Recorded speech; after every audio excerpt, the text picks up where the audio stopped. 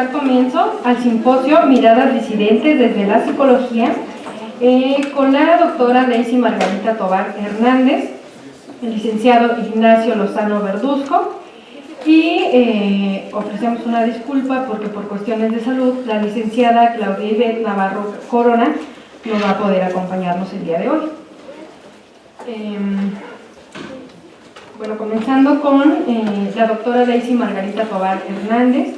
Ella es becaria postdoctoral del Centro de Investigaciones Interdisciplinarios en Ciencias y Humanidades, es doctora en Psicología por la UNAM y licenciada en Psicología por la Universidad de Ciencias y Artes de Chiapas. Asimismo, Ignacio Lozano Verduzco es doctor en Psicología por la UNAM, es profesor de tiempo completo en la Universidad Pedagógica Nacional, colabora en Género y Desarrollo AC, en donde ha coordinado proyectos de investigación e intervención en torno al tema de masculinidades. Sus trabajos han sido presentados en congresos y revistas nacionales e internacionales y capítulos de libro, así como presentaciones en conferencias y ponencias en diferentes partes del país, trabajos que versan sobre identidad sexual, homofobia, género y violencia. Es autor principal de 2 libros, uno que ha sido traducido al inglés, coeditó los libros Nuestras 1000 caras, Latino Sexual Rebellions, de la Universidad Estatal de San Francisco, y debate y reflexiones en torno a la masculinidad, analizando los caminos hacia la igualdad de género, de la Facultad de Psicología de la UNAM, y su trayectoria académica fue reconocida con el Premio de la Juventud del DF 2013. Bueno, les dejo la palabra a los ponentes.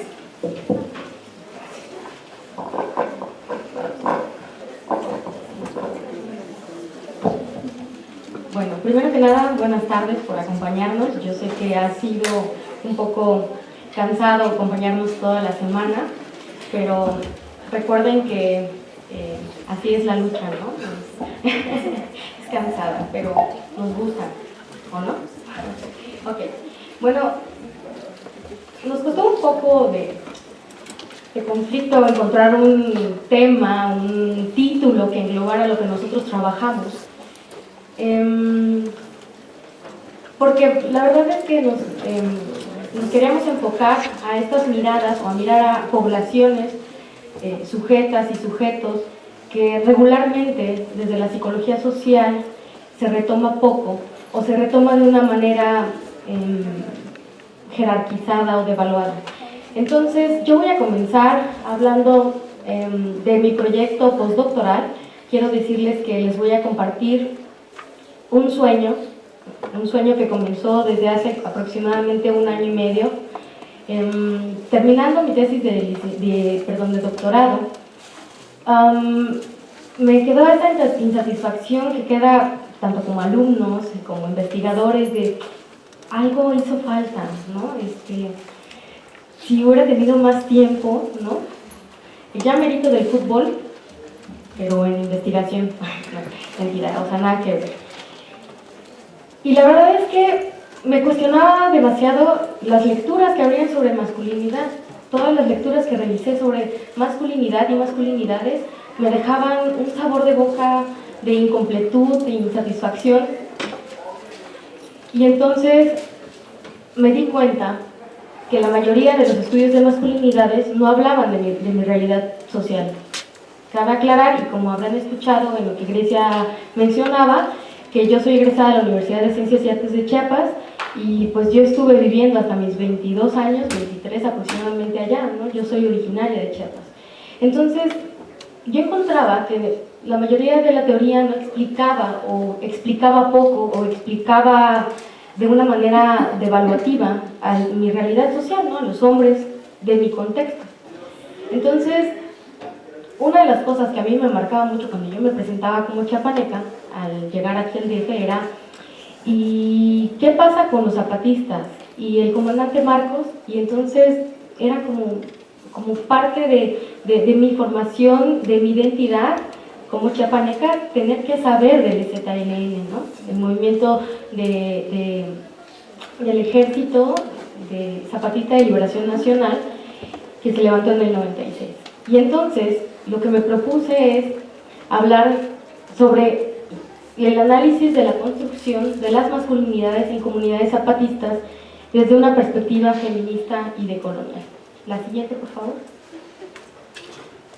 Y aquí me gustaría hacer un poco una analogía, porque la mayoría de las feministas trabajamos en esa tónica. Y si se dieron cuenta en la diapositiva mayor, hay un bordado, hay un tejido.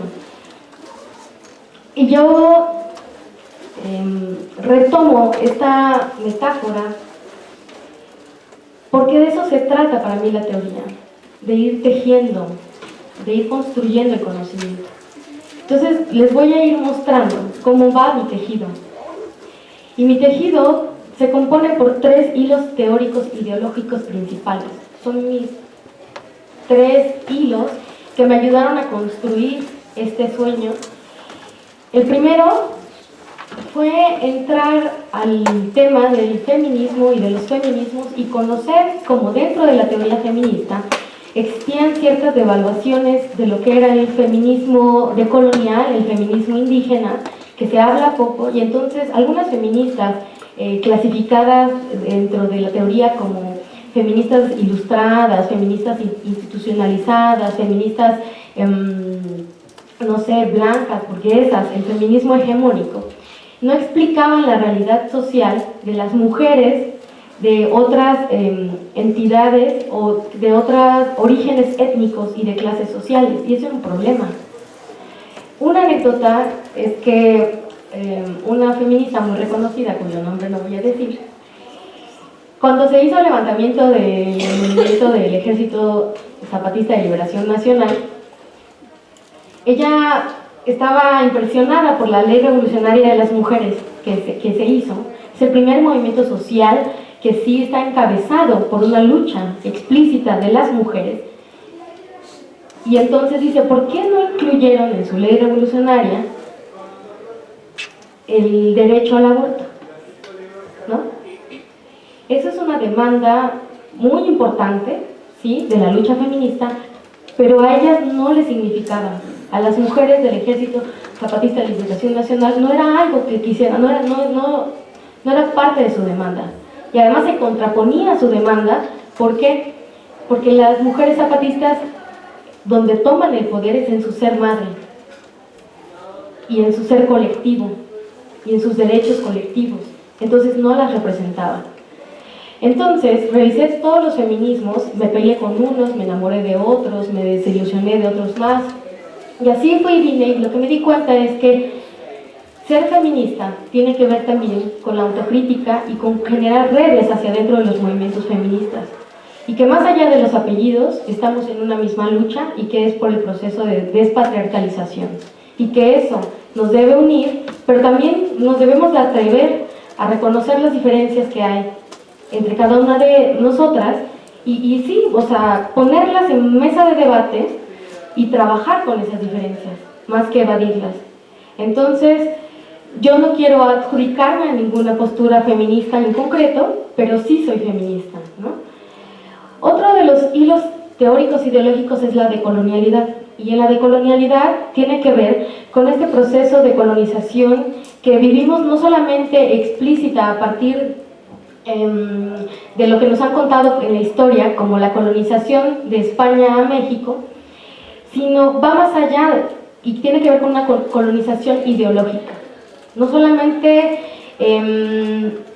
podemos ver la invasión de la información anglosajona y europea por los medios de comunicación, sino en la forma en que vestimos, el modelo económico que hemos adquirido, la forma en cómo gobernamos, la forma en que amamos, la forma en que deseamos, buscar el blanqueamiento. Y entonces es importante poner el ojo crítico cómo la colonialidad va determinando cada una de nuestras formas de pensar, de nuestras subjetividades.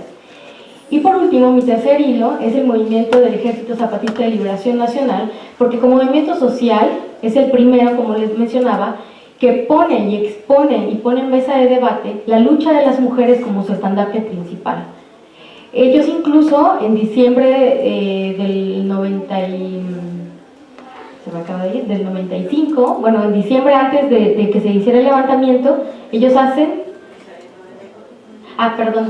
del 93, entonces diciembre del 93 se hace la difusión de la ley revolucionaria y en diciembre se hace el levantamiento, ¿no? Entonces es un movimiento que tiene que ver con una lucha anticapitalista, antipatriarcal y anticolonialista, ¿no? Y entonces en ese sentido es importante mencionarlo porque el patriarcado, al imbricarse con el capitalismo, o sea, con las relaciones sociales de producción, y con la colonialidad, adopta formas importantes de opresión para estas poblaciones, ¿no? Todo esto me ayudó a revisar que entonces los estudios de la masculinidad tenían que tener esta mirada crítica y histórica. Yo me encontraba regularmente una comparación con los hombres rurales y los hombres de la zona urbana, o los hombres de zonas urbanizadas versus hombres indígenas, y estos eran vistos, los hombres indígenas o de zonas no urbanas, eran vistos como seres más tradicionalistas, como seres casi salvajes, incultos, sucios, machistas, que tenían más machismo que los hombres de zonas urbanas, y que entonces se veía como un rezago en términos de equidad de género. Lo que yo quiero mostrar con este sueño que apenas está comenzando es que ahí, enclavado en la selva lacandona, existen hombres y mujeres que bajo estas condiciones de opresión se están proponiendo, están luchando y están realizando negociaciones hacia dentro de sus comunidades para que haya un proceso de una mayor igualdad entre hombres y mujeres. Es decir, no necesitamos irnos a Suiza, ¿no?, para ver los índices de equidad de género, y podemos voltear a estas comunidades que hacen un trabajo comprometido y loable en materia de equidad de género. ¿Me explico? Dejar de ver a las personas como si fueran atrasados, como si fuéramos atrasados, como si fuéramos incultos, como si fuéramos salvajes, tan solo por venir de zonas que no son urbanizadas ni que están entramadas en el sistema capitalista. Entonces, lo que quería es observar cómo se ha dado el proceso de despatriarcalización y descolonización en las comunidades zapatistas, porque es un trabajo que, si bien no está terminado, pero están en el camino. La siguiente, por favor. Entonces, estos son mis objetivos. ¿Por qué no le puse objetivos? Porque creo que como parte de la descolonización de la ciencia, de la crítica a la ciencia tradicional, podemos atrevernos a nombrarlos de otra manera, porque la ciencia es patriarcal, porque la ciencia es colonial, porque en la cuestión de la objetividad nos perdemos y entonces no le vemos que va más allá. Entonces yo no le quise poner objetivos, y este título se lo retomo a una compañera de otro seminario que se llama Emanuela, y me encantó. Yo lo vi y dije, wow, lo quiero. Entonces le puse verbos que trazan caminos, porque esos nos van a trazar un devenir en la investigación que no está hecho, que lo vamos haciendo. Entonces mi verbo principal es describir y comprender el proceso de construcción de las masculinidades en una comunidad zapatista de Chiapas desde una perspectiva feminista y decolonial. Mis veredas, entonces, sería describir y comprender las transiciones de la condición masculina con la conformación del movimiento en Chiapas. ¿Por qué? Porque hay una forma específica de ser hombre que se está transformando y están en pie de lucha por la transformación día a día. Pero además es muy importante, y son pocos los estudios de masculinidades que lo hacen, retomar el papel de las mujeres como constructoras y como parte, como agentas importantes del proceso de construcción de las masculinidades, porque muy pocas veces se le reconoce. Hablamos de masculinidades y entrevistamos a hombres, y el papel de las mujeres, y cuando nosotras resistimos, y cuando nosotras denunciamos, y cuando nosotras nos levantamos, cuando nosotras decimos un no, nosotras también nos construimos. Y por último, Pero no menos importante sería indagar cuáles son los mandatos de la masculinidad hegemónica identificados por mujeres y hombres de la comunidad zapatista para reconocer si existen prácticas antipatriarcales emergentes. ¿Y qué quiero decir con esto? Que no estoy dando por hecho ni quiero romantizar el hecho de que entonces ahí está el cambio y la utopía. Ahí también hay mucho trabajo que hacer, ahí también hay machismo, tal como las propias mujeres zapatistas lo dicen y lo reconocen, pero también hay prácticas emergentes.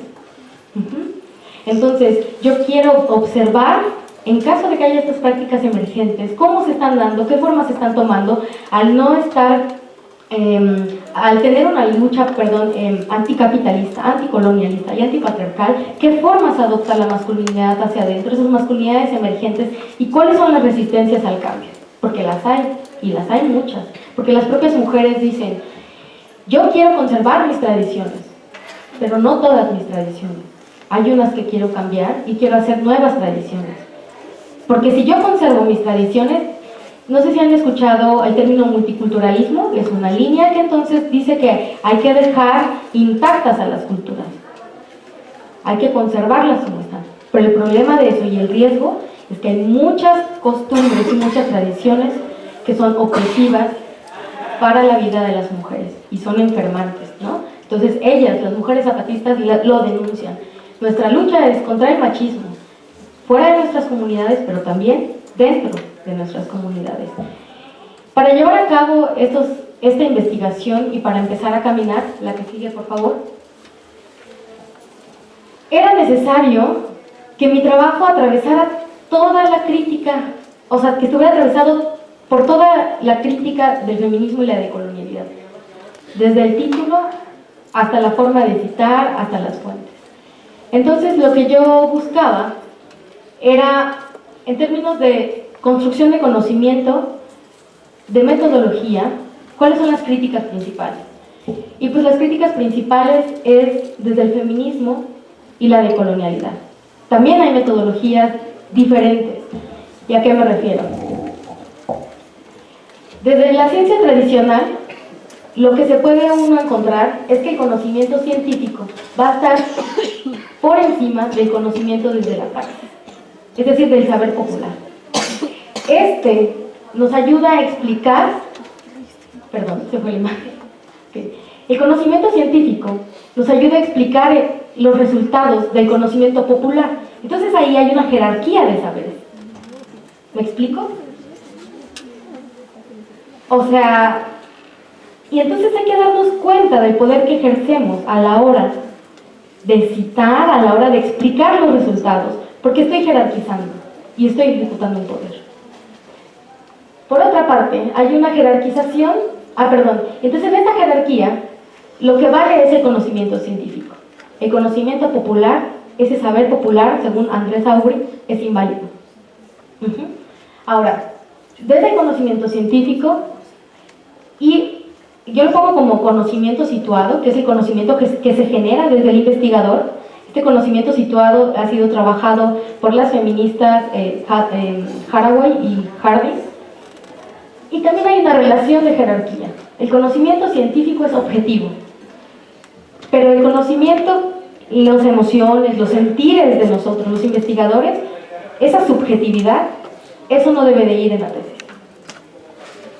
Yo no puedo decir cómo me sentía a la hora de estar entrevistando a una mujer que había sido violentada, porque eso no vale, porque eso no debe de ir reportado. Eso se va a quedar en un diario de campo, por ahí guardado, pero eso no tiene reconocimiento académico, eso es poco científico, ¿no? Y entonces ejerzo otra vez el poder. Y por último, lo que se ha creído desde la ciencia tradicional es que el conocimiento que se genera del investigador es porque es un sujeto que conoce. ¿Y qué conoce? A un objeto de conocimiento, al otro. Y te vuelve a ser otro enclave de una relación de poder. Entonces, ese es el sujeto de conocimiento, y esos entrevistados y entrevistadas, esos otros y otras, son entonces objetos de conocimiento. ¿Cómo lo hacemos para desanclar todo esto? La siguiente, por favor. María Lugones nos da una solución y una propuesta que se ha llevado a cabo en diferentes estudios, y ella le llama, pues hay que coteorizar horizontalmente. Hay que poner a dialogar a la Butler con el viejo Antonio. Retomar la filosofía de los saberes de los rebeldes, de los actores sociales, de las personas en movimientos sociales, en la lucha, en el día a día, la señora de la esquina, de los tamales que está ahí resistiendo, con la Butler. ¿Por qué no? ¿Por qué ella no podría pensar? ¿Por qué ella no podría hacer teorización? ¿Por qué mi abuela no podría estar citada como una fuente válida al lado de Foucault? Entonces hay que pensar, ¿no? Hay que ir viendo. Yo no digo, hay que pararnos a hombros de gigantes, hay que reconocer esa teoría, pero no lo es todo. Hay que ser críticos y autocríticos. La que sigue, por favor. ¿Cómo le hago para alcanzar este sueño? Pues empiezo a andar, ¿no? Ya tengo mis verbos que me fueron trazando camino, pero entonces necesito un método. Igual, siguiendo en el mismo contexto de la metáfora del tejido. Entonces yo el método lo renombro, y este sí es mío, como tejiendo el camino y andar preguntando. Y el andar preguntando lo retomo de la filosofía del movimiento zapatista. Entonces lo que yo pretendo hacer, que hasta ahorita no sé cómo nombrarlo, estoy en construcción, es un estudio cualitativo interpretativo desde una perspectiva feminista y decolonial. Es decir, un estudio que ayude a desanclar el sistema patriarcal, que es opresivo para hombres, para mujeres, bueno, para mujeres principalmente, para hombres que no se adscriben al modelo hegemónico, para personas intersexuadas y para la naturaleza misma, diría Julieta Paredes. Porque a la naturaleza también se le imprime un sello patriarcal al verla como objeto y solamente estarla viendo como un ente pasivo. En vez de procedimiento le llamo a hacer el camino, andar preguntando. Yo empecé a preguntar cómo le hacía para accesar a las comunidades zapatistas. Yo soy de Chiapas, pero yo no tenía ni la más remota idea de cómo ingresar. Entonces, entré a la escuelita que se abre cada semestre, la escuelita zapatista, y fui y conviví con ellos una semana. Ahí hice el contacto, estuve platicando cómo era que podía yo llegar a hacer la investigación. Posteriormente regresé después de la escuelita y fui a hacer negociaciones. Negociaciones, porque tampoco voy a romantizar y voy a decir lo que ustedes quieran y yo lo voy a hacer. No, hay que negociar, porque si somos iguales no te voy a discriminar tampoco de manera positiva. Entonces, negociamos y llegamos al acuerdo de que me dieron el acceso a la comunidad siempre y cuando ellos necesitan a alguien que los capacite en computación, sobre todo en el programa Office, y en materia de salud sexual y reproductiva. Entonces yo dije, pues sí, ¿no? De aquí soy. Eso sí me la sé. Pero hay que tener consideraciones éticas, y las consideraciones éticas es, ellos tampoco le pueden imponer a las personas de la comunidad donde van a estar que yo llegue así porque así. Entonces ellos también estaban esperando la asamblea para asignarme en qué comunidad me va a tocar estar y compartir y conocer y aprender de ellos. En vez de técnicas, le puse el apartado coteorizando. En los libros de metodología lo van a encontrar como entrevistas semiestructuradas de tipo etnográfico, pero yo le puse conversaciones. ¿Por qué? Porque yo no quiero perder la riqueza de ir con la persona que va en el mismo camión, redila, camioneta, al pueblo, y que va compartiendo la naranja, el pan, el agua, y que se pierda esa información de esa conversación. Esa conversación informal en el caminar, en el ir por las tortillas, por el nixtamal en este caso. Esas conversaciones para mí son muy valiosas, y no sin el estar en medio de nosotros una grabadora y un formato. Porque eso es también una jerarquización. Convivir como observación participante, ¿no? A observación participante le llaman a este método de estar como el extraño, observando y haciendo las anotaciones y perdiendo de ese contacto de la convivencia. Y ahora que fui a la escuela zapatista, es impresionante la forma y lo que uno puede aprender en una comida colectiva, sin necesidad de estar cosificándolos a través de unas notas. Ya para eso habrá tiempo después. Y conversatorios a los grupos focales. Vamos a conversar, vamos a dialogar. Por último, ¿en qué espacio, en qué momento se ha dado? Bueno, es uno de los caracoles, de los 5 caracoles que están conformados los zapatistas. Después voy a hacer una estancia, ese es mi deseo, de aproximadamente un mes con ellos para realizar todas estas técnicas de estudio, pero luego voy a regresar, porque lo que algo le aprendí al viejo Antonio es que hay que mirar atrás, porque al mirar atrás ayuda a encontrar el camino. ¿Cómo es esto? Yo no sé a dónde voy a ir si no sé de dónde vengo. Y entonces yo no puedo avanzar si no me regreso. Entonces, tomando esta metáfora, lo que voy a hacer es regresar con ellos, con mis resultados y mis interpretaciones, con todos los sesgos que esto implica, y a dialogar y a negociar y a debatir con ellos si lo que yo observo de lo que ellos y ellas me compartieron está bien dicho en mis interpretaciones. Y las voy a defender, claro, porque somos iguales. Entonces, voy a regresar hacia el mes de marzo, voy a venir acá a hacer todo el movimiento académico de la revisión de la tutora, de la revisión de otros lectores, y voy a regresar con ellos, los principales actores y actrices o actoras sociales que me están dando esa teoría para seguir coterizando, ¿no? Entonces diría María Lugono, es un andamiaje de ir y venir para ir tejiendo. Por último, y ya para finalizar, les hice llegar un separador. ¿Todos lo tienen? ¿No? ¿A algunos les hace falta? Ahorita en la salida pedimos. Como uso la metáfora del tejido, quise regalarles un pedacito de un estambre que yo compré al inicio. Yo quería hacer una bufanda y quería una bufanda negra, pero como eso de los deseos es difícil por nuestros tiempos académicos, no lo he podido y llevo mi madeja de un lado a otro y así, y nunca puedo. Pero me di cuenta entonces que yo quería compartirles un poco de mi sueño.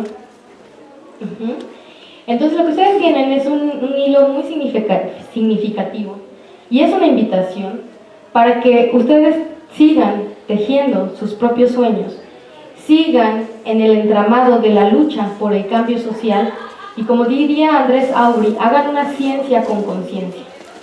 Que sus trabajos escolares o académicos no sea por cubrir un requisito o una calificación, sino que estén comprometidos por una transformación social. Y una transformación social que nos incluya a todos, que nos incluya a mujeres, que nos incluya a hombres, que nos incluya a gays, que nos incluya a lesbianas, que nos incluya a negros, que nos incluya a pobres, es decir, que nos incluya a todos. No los voy a nombrar porque además no somos separados, ¿no? Somos a veces más que eso, ¿no? Y eso tiene que una base de ir en contra de este sistema opresor. Y bueno, hasta ahí mi participación. La que sigue, por favor. Pues muchas gracias.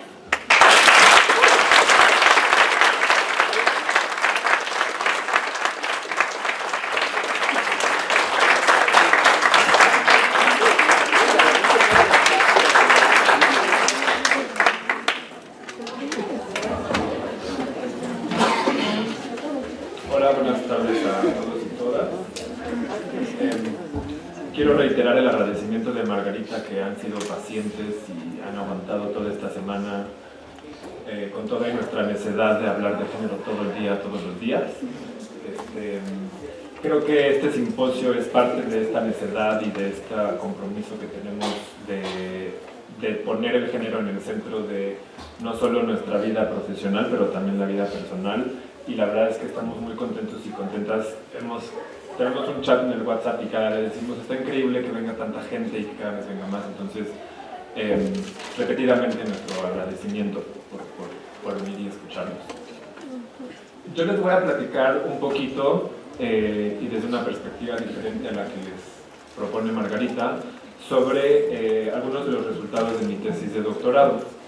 Y antes de entrar en eso, me gustaría como un poco trazar el camino por el cual yo llegué a esto que les presento hoy.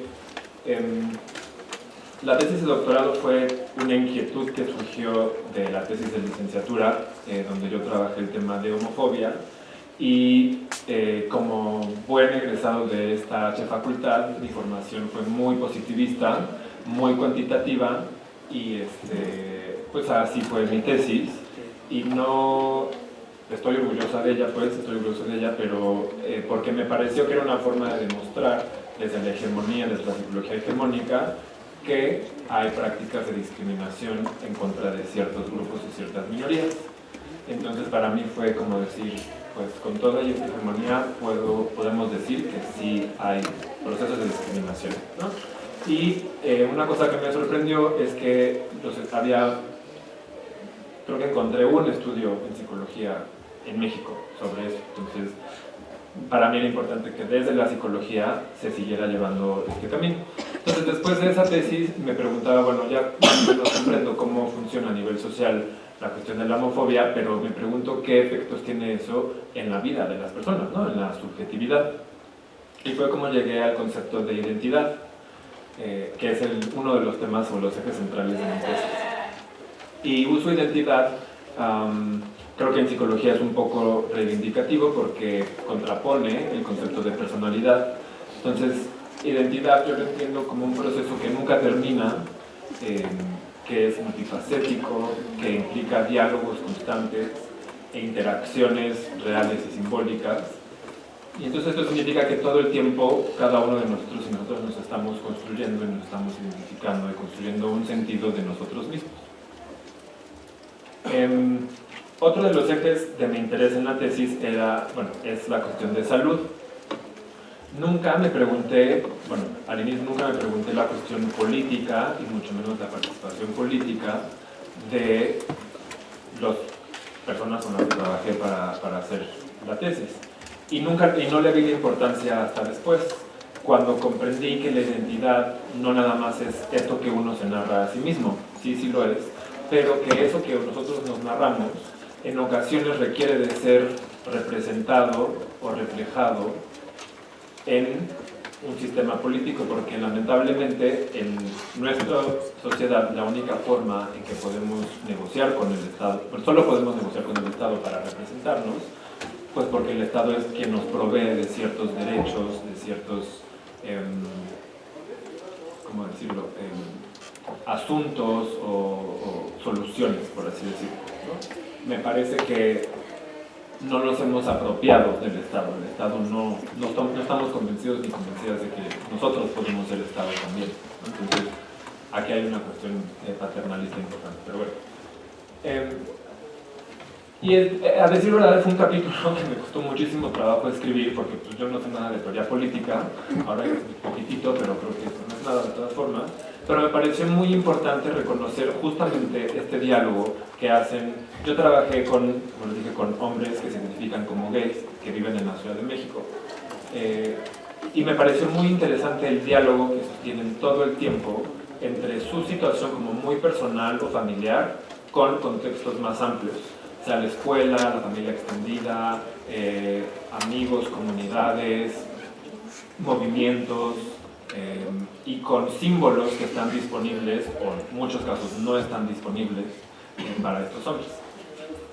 ¿Me pasas la siguiente, por favor? Eso es más o menos como llegué a este capítulo. Y creo que una de las formas de comprender un poco la práctica política de la ciudadanía en general o de las personas en general es usando el concepto de políticas públicas.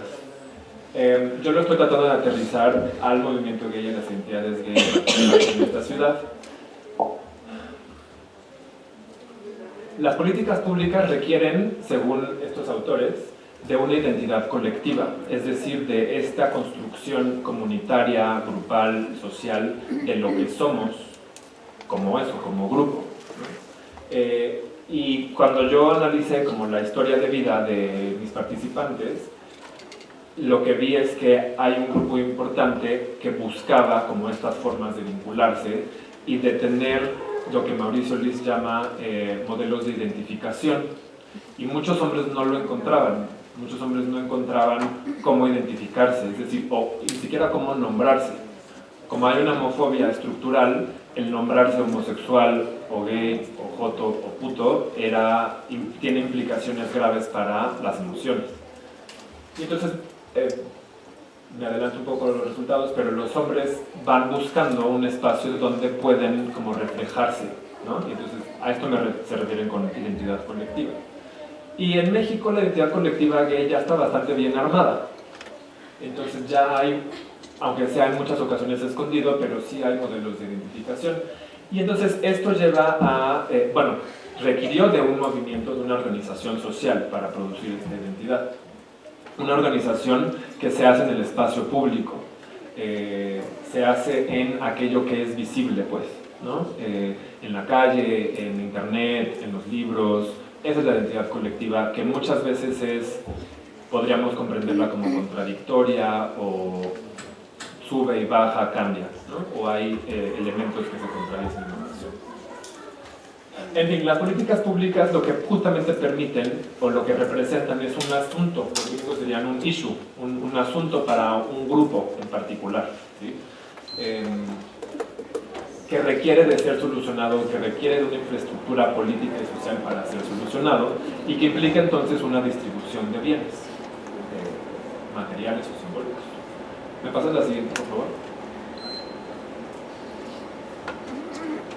Y entonces las políticas públicas en materia de sexualidad, en particular de lo que aquí en México se llama diversidad sexual, tiene una historia desde el movimiento lésbico gay, que a su vez tiene sus raíces en el movimiento feminista, y en el movimiento obrero, y en el movimiento comunista, y en el movimiento estudiantil.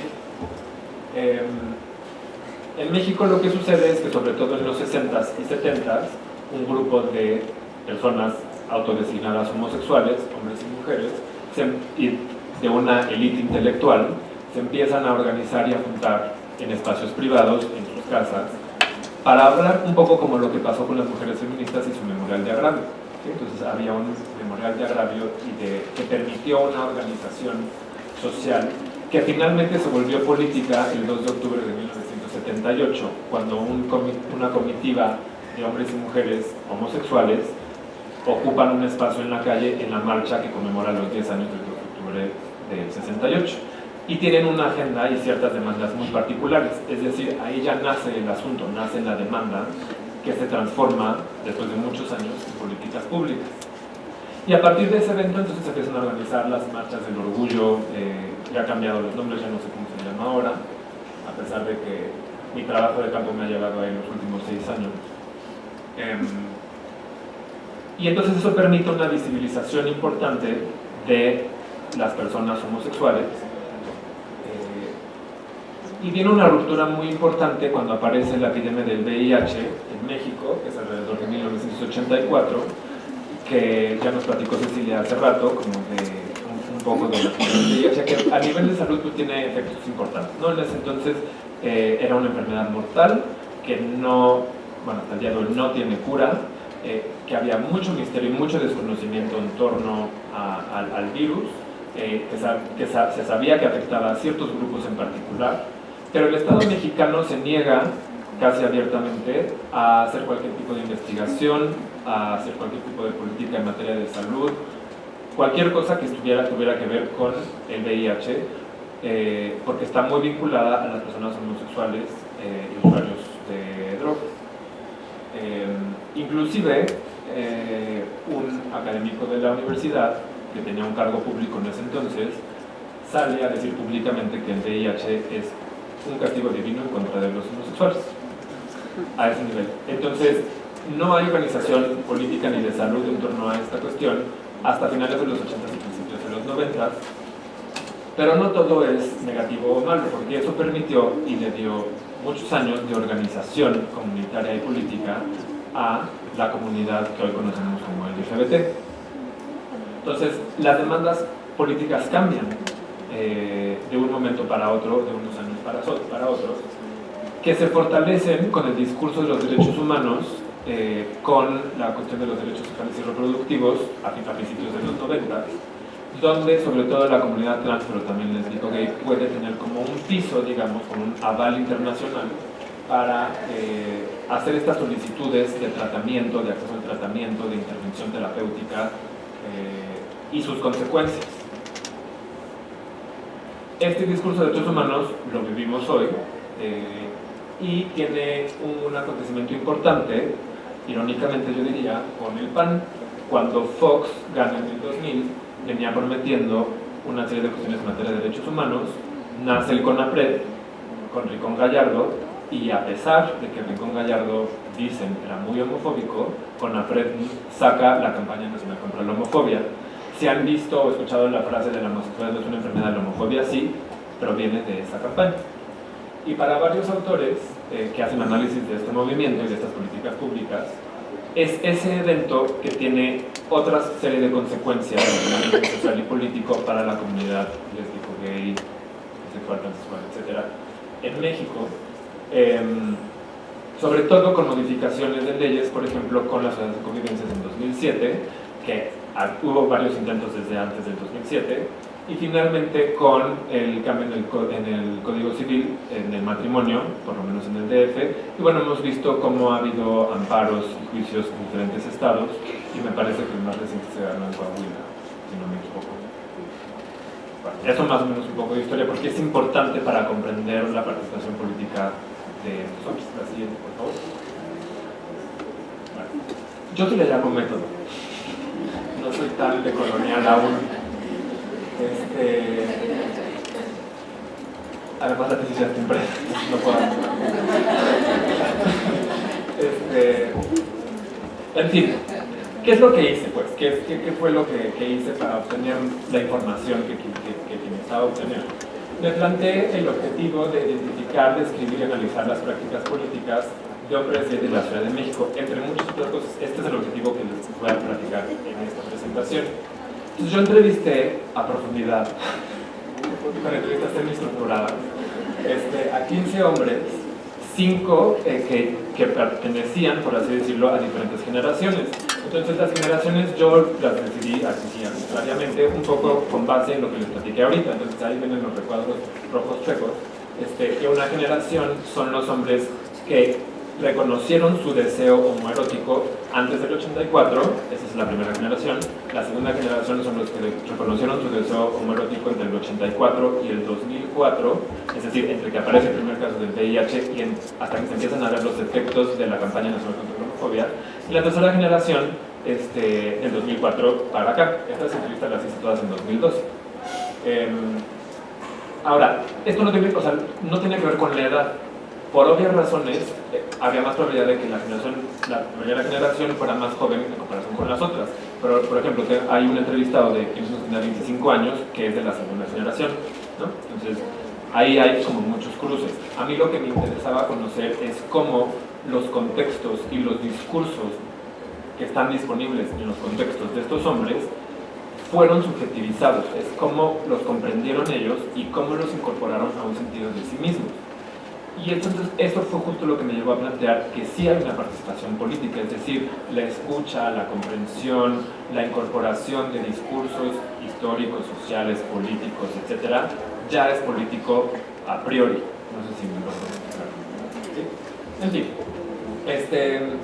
a estos hombres los conocí a través de amigos, contactos con organizaciones, usé Facebook, etc. Y en algunos casos bola de nieve. Y el único criterio es que se identificaran como gay o como homosexual, y dependiendo si había hombres que no habían nacido en el DF, dependiendo de cada generación, para mí era importante justamente con la cuestión de los discursos que llevaran cierto tiempo radicando en la Ciudad de México. Intenté usar un criterio de máxima variación, que esto significa que intenté buscar a hombres que difirieran en otras características como edad, oficio, nivel educativo, ingresos, el lugar de residencia de la ciudad, entre otras cosas. Y bueno, pues les garanticé confidencialidad de anonimato, consentimiento informado, y casi todas las entrevistas las realicé o en mi casa o en casa del de la persona que entrevisté. Casi todas duraron 2 sesiones, la más larga un poco más de 3 horas y la más corta como hora y media. No, como 2 horas. El tipo...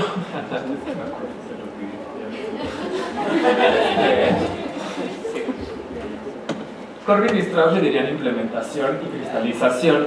¿Qué significa esto? Que es un análisis línea por línea. O sea, yo revisé todas las entrevistas línea por línea y al mismo tiempo que yo iba revisando cada una de las entrevistas, me regresaba a mis objetivos para ir permitiendo que surgieran las categorías con las que terminé. Una de las categorías fue la de prácticas políticas. Y después de eso, de que ya tuve ciertas categorías, usé el análisis crítico del discurso para hacer, digamos, como una crítica constructiva a este proceso de construcción identitaria. Y bueno, ahí están como los temas que toqué en el guión de entrevista. La siguiente, por favor.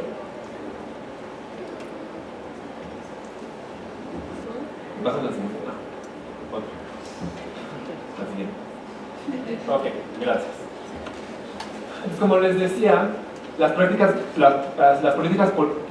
públicas hablan de una necesidad o de un asunto en particular. Lo que yo encontré es que, como le llaman las necesidades o asuntos, son de lo más heterogéneo. O sea, los 15 hombres, que tampoco es una muestra muy grande, hablaron de 1000 necesidades y cosas diferentes entre sí, que además va de la mano o refleja, digamos, la variada forma en que cada quien construye su identidad. Aunque hay elementos compartidos en la sociedad y en la cultura, lo que yo más encontré fue diversidad. Lo único en común que yo encontré con los hombres que entrevisté, es que todos en algún momento de su vida, y más bien casi todos los días, vivían alguna forma de violencia, ya sea real o simbólica, y cuando es simbólica, inclusive a veces provenía de ellos mismos. Pero todo esto por una cuestión de diálogo constante con sus medios y con sus contextos, que les permitía entender su deseo homoerótico y su identidad gay como algo que era incorrecto o inmoral para los valores de nuestra sociedad. A eso comprendo como violencia. Entonces, estos asuntos, que eran heterogéneos, pues estaban impactados por todos los contextos social, político, histórico, familiar y personal. ¿Me das la siguiente, por favor? Entonces traigo algunos ejemplos de lo que me decían los entrevistados. Yo les preguntaba, bueno, ¿tú crees que eres parte de la comunidad gay? O les preguntaba, ¿tú crees que eres parte de la comunidad gay? Y les pregunté si ellos se consideraban como agentes políticos, si consideraban que llevaban a cabo acciones políticas en su día a día. Entonces, por ejemplo, esta de Alfonso, que era el más joven, decía, o iban a la marcha gay, hablando de sus amigos, ¿no? Como un grupo de amigos que tenía que acabar de conocer. Ah, no, pues yo no voy a ir, ¿para qué voy si...? Pero ahorita yo creo que ya como que sí me considero parte de la comunidad gay. Pues eso, el estar saliendo y relacionarte con este tipo de personas te hace así como que pues, soy así, me gusta ser así y soy gay, entonces soy parte de esta comunidad. Entonces de los discursos por el simple hecho de que me atraen los hombres, ya soy gay y por ser gay ya soy parte de la comunidad, o sea, podría ser así de simplista, hasta otros ejemplos que te voy a poner, pero lo que quiero resaltar aquí es que esa vinculación que hace Alfonso como otros participantes los permitía buscar espacios de activismo gay en particular, y usar esos espacios para hacer algún tipo de transformación, o lo que ellos consideraban algún tipo de transformación. Entonces, en particular, Alfonso encontró grupos que distribuían condones, ¿no? a hombres gay o HSH, entonces pues ahí iba y entonces conocía a otras personas, y esa era su participación política, que a él le permitía no solo visibilizarse en su condición de gay, por así decirlo, pero además visibilizar un asunto que, como ya bien les platiqué, viene desde 1984.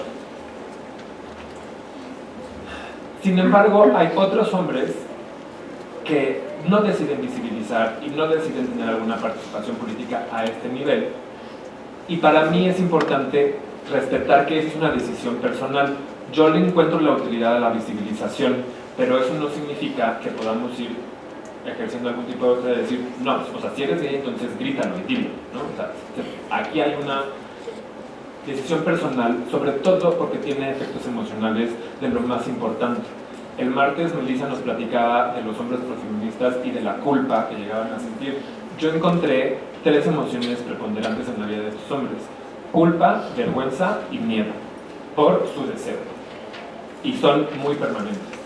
¿Qué pasa? Que se aprende a vivir con ello y se aprende a disipar, y algunos buscan lo que yo llamé espacios emocionales. Y también entonces hay diferencias entre generaciones, justamente por la apropiación de los discursos. La generación 2 y 3 vivió el auge del activismo y de la organización política lésbico-gay en México, muy vinculada al movimiento político de izquierda, ¿sí? Pero esto tuvo, pero no todos se vincularon al activismo. Entonces hay un grupo de hombres que nunca decidió visibilizarse y otro que sí, y que es como estandarte de la identidad. Y en cambio, para los hombres de la primera generación, a pesar de que el reconocimiento y la aceptación del deseo es complejo, para ellos es como o sea, lo que sigue, pues, abrirlo y decirlo y vivirme así en todos mis espacios. O sea, no hay un cuestionamiento a esa visibilización. O sea, ahí me parece que es importante ver esta diferencia de apropiación de los discursos.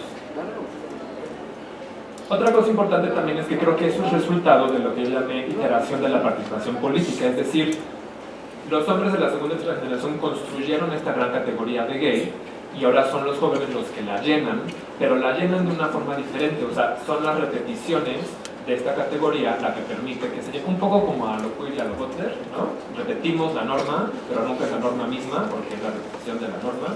Un poco así, pero repetimos la categoría y la ocupamos desde otro lugar y de otra forma. Y entonces los asuntos cambian.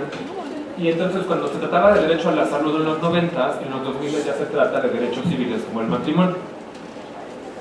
A pesar de que en las 3 generaciones la homofobia y la violencia prevalecen. La siguiente, por favor. Aquí un ejemplo de la visibilidad. Entonces, Hernán, de los más grandes, dice: no me identificaba aún como homosexual, no me identificaba. Precisamente por todos estos prejuicios, autorrepresión. Pero cuando yo veo que hay un contingente que sale a la luz y se reivindica como homosexual y lesbianas, además políticamente, y yo estaba en grupos políticos y todo, entonces digo, es que yo debo de estar ahí, yo debo de acercarme, ¿sí? O sea, hay hombres de esta generación que por casualidad vieron la marcha o vieron algún contingente y vieron a 2 mujeres besarse o a 2 hombres de la mano o lo que fuera y dijeron, yo quiero hacer eso, ¿no? Y entonces ya tenían como cierta inquietud política y eso les facilitó la entrada al activismo. Y eso permitió entonces la visibilidad de la categoría y de las identidades. Y a su vez, resuelve no nada más cuestiones políticas, pero resuelve cuestiones personales porque, como lo dijeron en Cuenta Conmigo, lo de la soledad. Eso también en todos los hombres yo lo encontré. Hay un momento de su vida donde se sienten completamente solos y aislados porque no encuentran, dicen, es que yo pensaba que era el único hombre gay del mundo. O sea, yo no pensaba que fuera. Entonces, encontrar a otros hombres así resuelve muchísimas cosas a nivel emocional, psicológico, social. Entonces establecen relaciones, construyen comunidad y a hacer eso construyen un lenguaje y un discurso particular. Entonces, si han escuchado hablar del joteo, ese para mí es una parte del discurso propiamente gay. Y hay una apropiación, hay usos y costumbres. Por ejemplo, los hombres platicaban, pues sí, para entrar al grupo tenías o que bailar tal canción o tal tipo de música y usar tal tipo de ropa y ir a San Alexandros o tales bares, ¿sí? Entonces se trata de un estilo de vida. Lo gay en México es un estilo de vida, no es una orientación sexual a diferencia de otros países. Y hay un deseo preponderante de vinculación, ¿sí? De vincularse afectivamente, no estoy hablando nada más sexualmente, pero afectivamente en general, por esta soledad. La siguiente, por favor. Eso no significa que haya hombres que no están fuera de la comunidad, como Javier, que dice, yo no me siento parte de un grupo de osos, ni de un grupo de musculosos, ni de activista radical, yo me siento como parte de alguien que comparte una sexualidad más amplia, con lazos, con afectos, que tiene derecho igual que toda otra persona, independientemente de su orientación sexual, por ser ciudadano, por pagar impuestos, por vivir en un país. Entonces, esto a mí me parece, este extracto me parece súper importante, porque nos habla de un concepto de ciudadanía muy amplio, pero que a mí me parece equivocado. Sí, o sea, yo no le voy a decir a Javier, oye, lo que estás haciendo está mal, pero sí creo que es importante porque este discurso pasa por alto toda la tensión política en la cual vive el movimiento gay y las implicaciones subjetivas que tiene esto y las desigualdades en que las minorías sexuales siguen viviendo. ¿sí? O sea, la violencia sigue existiendo. Entonces, un discurso como este me parece importante como utópico porque nos va guiando hacia dónde queremos ir, pero no me parece que refleje la realidad de los hombres gays hoy en día, ¿sí? Pero bueno, entonces aquí a nivel personal hay hombres que no se identifican con el llamado movimiento gay, que no se viven con su vida como una carta de presentación y que se viven como separados de todos. La siguiente, por favor. ¿Una más? Entonces, esta visibilidad se da en gran parte por el discurso de derechos humanos y de ciudadanía amplia, como el que nos muestra Javier, pero, como dice Rodrigo Parini, es una igualdad basada de contenido y de tensión política, ¿sí? O sea, está dando por alto una serie de hechos violentos que existen y niega diferencias basadas en un sistema heteronormativo. Es decir, yo soy ciudadano como cualquier otra persona, sí lo soy, pero ¿qué pasa? Que este sistema político en el cual yo me quiero incluir me está excluyendo porque es heteronormado y porque hay un sistema sexo-género patriarcal que excluye a ciertas identidades, ¿sí? Entonces, esta igualdad no resuelve la violencia estructural que existe y que todas las minorías sexuales viven. Continuar con este tipo de discursos es arriesgarse, y esto es una cita de Sara Ahmed, a olvidar las experiencias de dolor, tristeza, culpa, vergüenza y frustración de los hombres gays. La siguiente, por favor. Pero por otra parte, hay como este otro grupo de hombres que sí vive su vida política no solo en lo personal, pero más en lugares y prácticas específicas. Entonces, Ede dice, por mi parte, pues sí he difundido información cuando me solicitan amigos o conocidos, les digo dónde acercarse para hacerse pruebas de VIH, ¿no? Entonces el VIH sigue siendo una demanda y un asunto político del movimiento. La siguiente, por favor. Bueno, ahora todo esto, ahí sí, como dice Margarita, me parece que hay que, y como dice Olivia, hay que ponerlo bajo sospecha y hacer escéptico, ¿sí? Entonces sí, el movimiento ha logrado ciertos logros. Hay derechos civiles como el matrimonio, pero ¿a costa de qué? El matrimonio sigue siendo una mímesis de la heteronorma, ¿sí? Si han tenido oportunidad de ir a una boda entre, bueno, yo he ido a bodas de hombres, no me he tocado de mujeres, son igualitas a las de una pareja heterosexual, pero no tiene nada de malo. O sea, yo les digo a mis hijos, ¿quieres casar? Pues cásate, ¿no? Pero creo que hay que tener en cuenta qué efectos sociopolíticos tiene la figura del matrimonio, porque como nos dijo Melissa el martes, el matrimonio es heteronormado por excelencia. O sea, por más cool y open que yo sea, sigue siendo heteronormado y heterosexista, ¿sí? Entonces, como que el movimiento LGBT quiere ahora formar parte de un movimiento que por su naturaleza lo excluye, ¿sí? Y entonces incluirse y normalizarse en un sistema que lo que quiere es normalizarnos, institucionalizarnos a todos y todas. Y esto significa no poder lograr no tener nuevos logros desde horizontes desconocidos, ¿sí? O sea, nos quedamos en el mismo marco referencial y nos imposibilita o nos dificulta, cuando menos, ver más allá de esa posibilidad de horizonte, ¿sí? Y retomo el concepto de Celia Amorós cuando habla de los pactos patriarcales. Para mí pareciera que el movimiento gay hizo una especie de pacto con la heterosexualidad al abrir el matrimonio de personas del mismo sexo, que si bien permitió el ingreso a la realidad política, me parece que lo hace de forma tardía, porque el matrimonio entre personas del mismo sexo es una demanda que viene desde los 90 vinculada a la cuestión del VIH, porque ¿qué pasaba?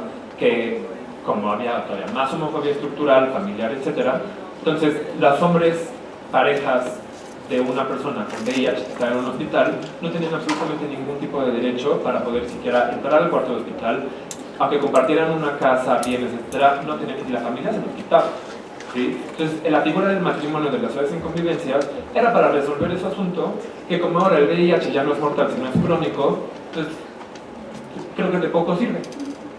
Y esto yo lo digo, por ejemplo, cuando hay abogados y abogadas, y siempre pero es que las hipotecas y los préstamos, pues, y el derecho a la salud, si tuviéramos un sistema de salud universal, nadie tendría que casarse para tener derecho a la salud o tener prestaciones, ¿sí? Entonces, a eso me refiero también cuando decía yo al principio, me pasa la siguiente, por favor, que no nos hemos apropiado del Estado.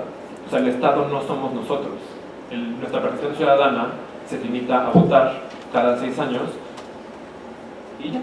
Entonces, en este sentido, me parece que la construcción, la identidad colectiva de la cual les hablé, congela el deseo, porque el deseo siempre fluye, el deseo siempre cambia. Hace rato le preguntaban, cuenta conmigo, que si cambiaba la orientación sexual. Tal vez la orientación sexual no cambia, pero el deseo todo el tiempo está cambiando. Hoy me gusta una cosa con mi pareja y al día siguiente me gusta otra, o mañana me gustó otro tipo de... O sea, aunque está normado, no obedece a normas, ¿no? Y creo que hay una especie de solución, porque por ejemplo, aquí tengo un entrevistado que sí está casado y dice que tengamos firmado un papel no significa que esté más comprometido o menos comprometido. Nada más es formalizarlo y tener estas ventajas. Después de que nos casamos, sí me da el su seguro, en sus médicos menores y mayores. Estamos reconocidos como una pareja y puedo hacer uso también de los beneficios de este seguro. Pero no es que yo me tenga mayor compromiso con él. Y esta es una pareja que tiene una relación abierta. Entonces su acuerdo es que pueden acostarse con otras personas. Entonces aquí lo que hicieron fue seguir el camino del deseo y no congelarse en una institución y en una identidad particular. La siguiente, por favor. La siguiente. Y eso es todo.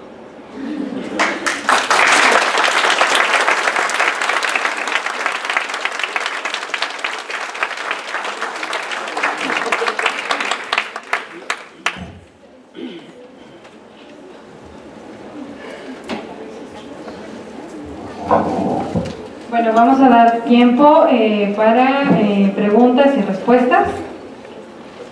Adelante, ¿quién?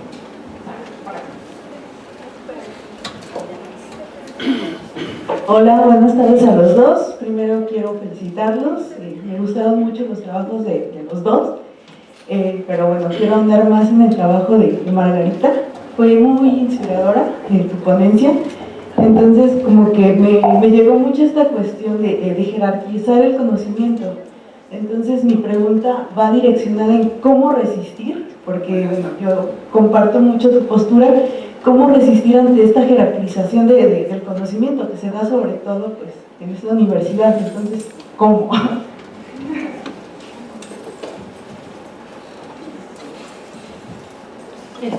¿Alguien más? Al final respondemos. Hola, buenas tardes. Pues a mí también me gustaron mucho sus exposiciones, les agradezco la información. Mi pregunta también va dirigida a Margarita, porque me llamó mucho la atención la metodología que estás utilizando, el renombrarlo y demás. Entonces quería preguntarte, habías comentado que era la teoría de la decolonial, de la decolonia. Ajá, nada más me gustaría que me dijeras el autor y que nos pasaras tus datos, porque lo quitaron antes de que pudiera anotarlo, por favor.